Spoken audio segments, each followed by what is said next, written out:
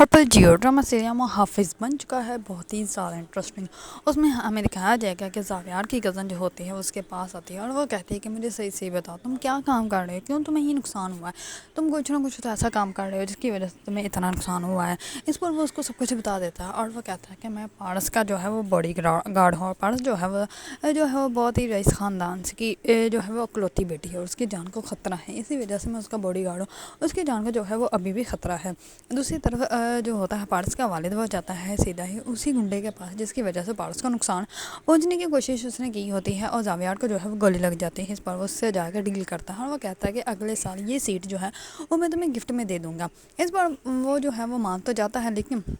وہ ساتھ ہی پارس کا ہاتھ بھی مانگ لیتا ہے۔ یہ بات جیسے ہی وہ جو ہے وہ پارس کے والد سے کرتا ہے تو اس کے والد کو بہت برا لگتا ہے اور وہ کہتا ہے کہ تمہیں تو میں زندہ بھی گاڑ سکتا ہوں، لیکن میں چاہتا تھا کہ یہ نفرت جو ہے وہ نہ ہی بڑھے تو بہتر ہے، لیکن تم چاہتے ہو کہ یہ جنگ جو ہے وہ ختم ہو کے ہی نام لے کہ تم ویسے اس کو ختم نہیں کرنا چاہتے، تو اب تم جو چاہتے ہو تمہارے ساتھ وہی کیا جائے گا، میری بیٹی کا نام جو ہے وہ تم اپنی زبان پہ نہیں لوگے۔ دوسری طرف پارس کو جو ہے وہ اس بات کا اندازہ ہی نہیں ہوتا۔ پارس جو ہوتی ہے وہ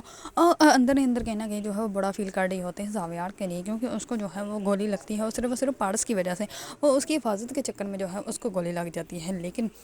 وہ اس کو کہہ دیتی ہے کہ تم جو ہے یہ جاب چھوڑ دو، کیونکہ میں نہیں چاہتی کہ میری وجہ سے تمہیں جو ہے کوئی بھی نقصان پہنچے۔ اگر آپ لوگوں کو ڈرامہ سیریل محافظ پسند ہے اور اس کے بارے میں نئی اپڈیٹ جاننا چاہتے ہیں تو میرے چینل کو لائک، کمنٹ اینڈ سبسکرائب کرنا مت بھولیے گا۔